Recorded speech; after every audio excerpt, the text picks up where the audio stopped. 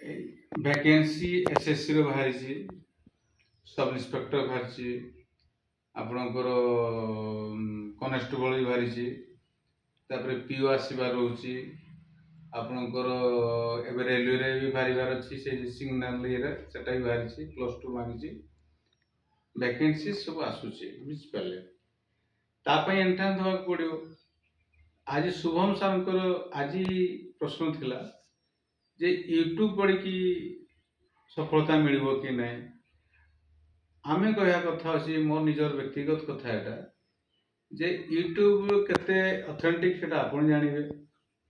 Online class ବହୁତ ପିଲା କରୁଛନ୍ତି, ହଁ ଅନଲାଇନ୍ ବି କରୁଛନ୍ତି, କିଛି ଅସୁବିଧା ନାହିଁ, କିନ୍ତୁ କୋଉ ବହିଟା ପଢ଼ିବେ, କେତେ ନୋଟ୍ସ କରିବେ, କାରେଣ୍ଟ ଜିଏସ୍ କେମିତି ପଢ଼ିବେ, ସେଟା କିଛି ଲୋକ ତ ଗାଇଡ୍ କରିବେ ନା। ହୁଏତ ମୋ ପାଖରେ ବି କିଛି ପିଲା ପଢ଼ିକି ପାଆନ୍ତି, ସେମାନେ ପରେ କୁହନ୍ତି ଯେ ଆମେ ନିଜେ ପଢ଼ିକି ପାଇଛୁ, ସେ କୁହନ୍ତି ତାଙ୍କୁ, ସେଟା ଅସୁବିଧା କିଛି ନାହିଁ, କିନ୍ତୁ ଗାଇଡ୍ ତ ହେଇଥାନ୍ତି ନା ଯେ ଏଇଟା ପଢ଼ିବା କ'ଣ ପଢ଼ିବା। କାହିଁକିନା ଆମେ ବି କମ୍ପିଟିସନ୍ ପରୀକ୍ଷା ପାସ୍ କରୁଛୁ, ତ ଆମକୁ ବି ଜଣା ଅଛି ଯେ ଆମକୁ ଜଣକୁ ପଚାରିବାକୁ ତ ପଡ଼ିଲା ନା ଯେ କେତେ କେମିତି ପଢ଼ିବ, ପ୍ରିଭିୟସ୍ କ୍ୱେଶ୍ଚନ୍ ପ୍ରାକ୍ଟିସ୍ କରିବେ, ଇଏ କରିବେ, ତାଙ୍କୁ ଦରକାର ସେଗୁଡ଼ାକ। ତେଣୁ ପ୍ରାକ୍ଟିସ୍ ଖାଲି କୋଉ ବହିଆ ପଢ଼ିବେ, କ'ଣ ପଢ଼ିବେ, ସେଇଟା ଟିକେ ନ ପଚାରିଲେ ଆପଣ ଜାଣିବେ କେମିତି।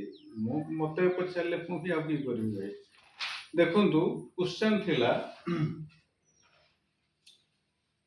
ଏବେ ଇରାନ ଆଉ ଆମେରିକା ଯୁଦ୍ଧ ବିରତି କଥା, ଶାନ୍ତି ଚୁକ୍ତି କଥାବାର୍ତ୍ତା ଚାଲିଛି, ରାସିଆ ୟୁକ୍ରେନର ଲଢ଼େଇ, ଇସ୍ରାଏଲ ଲଢ଼େଇ, ବୁଝିଲେ ନା। ୟୁଏନ୍ରେ କେତେଟା କାଣ୍ଟ୍ରି, ୟୁଏନ୍ଏ 1945 ମସିହାରେ ଗଠିତ ହେଇଥିଲା, ବୁଝିପାରିଲେ। 1945 ମସିହାରେ ଗଠିତ ହେଇଥିଲା। ଏବେ ତାର 193 ମେମ୍ବର୍ସ କାଣ୍ଟ୍ରିଜ, ବୁଝିପାରିଲେ। 193 ଯେତେବେଳେ କାଣ୍ଟ୍ରି, ତାଙ୍କର କିଛି କାଣ୍ଟ୍ରି, 5ଟା କାଣ୍ଟ୍ରିକୁ ଭିଟୋ ପାୱାର ଅଛି। 5ଟା କାଣ୍ଟ୍ରି ହେଲା ୟୁଏସ୍ଏ, ରାସିଆ, ଚାଇନା, ଫ୍ରାନ୍ସ, ଇଂଲଣ୍ଡ। ଜାତିସଂଘର କୌଣସି ପ୍ରସ୍ତାବକୁ ମାନେ ଗୋଟିଏ କାଣ୍ଟ୍ରି ଚାହିଁଲେ ବି କ୍ୟାନସଲ କରିଦେବ, ବୁଝିଲେ ନା। ତାପରେ ସେକେଣ୍ଡ କ୍ୱେଶ୍ଚନ ଗୋଟେ ଅଛି, renewable energy sources accounted for 42.4% India's installed power capacity by March 2026। Renewable renew କରିହେବ, ବୁଝିପାରିଲେ। ଅନ୍ ଦି ସେମ୍, ବୁଝିଲେ, କୋଲ୍ସ ଯୋଉଟା ହେଉଛି coal KRC install capacity fell from 58.7% to 42.2%। ଏଇଟା କରିହେଇଛି।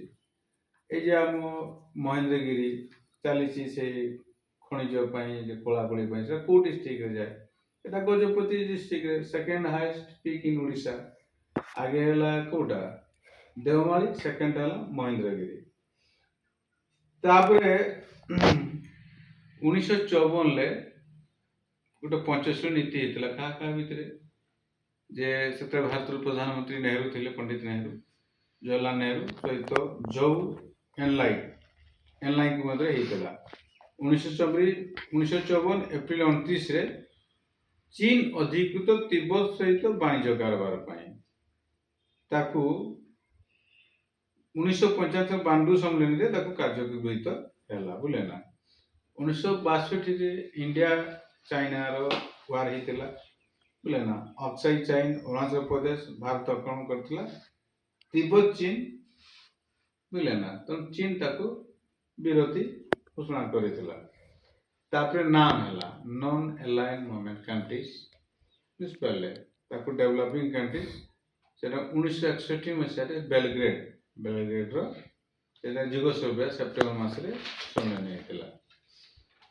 এই যে এসআই সুপ্রিমকোর্ট রায় ଦେଇଛନ୍ତି ଯେ ଏସ୍ଆଇଟା ହେଉଛି ମାନେ ତାକୁ ଇଲେକ୍ସନ କମିଶନ ତାକୁ କରିପାରିବେ, ବୁଝିଲେ। ଆର୍ଟିକଲ 324 ଧାରା ଅନୁଯାୟୀ, ବୁଝିପାରିଲେ। ତ 324, 325, 326 এটা ଇଲେକ୍ସନ କମିଶନ ଅଛି। ତାପରେ ସିଆଇଏସ୍ଏଫ୍ ଏଇ ଯୋଉ ବନ୍ଦର ଗୁଡାକ ଜଗିବା ପାଇଁ ସିଆଇଏସ୍ଏଫ୍ କଣ୍ଟ୍ରାକ୍ଟ ଦିଆଯାଇଛି। ସିଆଇଏସ୍ଏଫ୍ ଆକ୍ଚୁଆଲି ହୋମ ମିନିଷ୍ଟ୍ରି ଅଣ୍ଡର ଆସେ, ବୁଝିପାରିଲେ। ହୋମ ମିନିଷ୍ଟ୍ରି ଅଣ୍ଡରରେ ଆସେ, ବୁଝିପାରିଲେ। ତାପରେ ଏବେ ଗୋଟେ ପଚାରିପାରିବେ ମଣିପୁର ସିଏମ୍ କେ, ୟାମାମ୍ ଖେମଚନ୍ଦ ସିଂ, ବୁଝିଲେ ନା। ଇଣ୍ଡିଆ ସାଉଥ କୋରିଆର ବାୟୋଲେଟରାଲ ଟ୍ରେଡ୍ ଚାଲିଛି।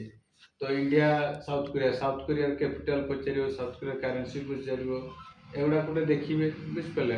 ଅଷ୍ଟ୍ରେଲିଆ ସହିତ ଡିଫେନ୍ସ ଡିଲ୍ ଅଛି, ଅଷ୍ଟ୍ରେଲିଆ ରୋକି ଆସିଥିଲେ ଆପଣ ଦେଖିବେ ଏ ସ୍କିମ୍ ଗୁଡ଼ାକ ଦେଖିବେ। ତେଣୁ ଦେଖତେ ଦେଖତେ ନିଜ ଭିତରେ ବି ବହୁତ କିଛି ହେଇଯିବ। ଏପଟୁ ସେପଟୁ ସାହାଯ୍ୟ ନେଇକି ନିଜର ଲକ୍ଷ୍ୟକୁ ସ୍ଥିର କରି ପାଠ ପଢ଼ିଲେ ସରକାରୀ ଚାକିରି ପାଇବାଟା ସମ୍ଭବ ହୁଏ। କିନ୍ତୁ ଆପଣ ଯଦି ନ ପଢ଼ିବେ ଆଉ ଆମେ ତ ଆପଣଙ୍କୁ ଗାଇଡ଼ କରିବୁ ନା। ତେଣୁ ପାଠ ପଢ଼ନ୍ତୁ ଦେଖାଯାଉ କଣ ହଉଛି ଆଉ। ବୁଝିପାରିଲେ?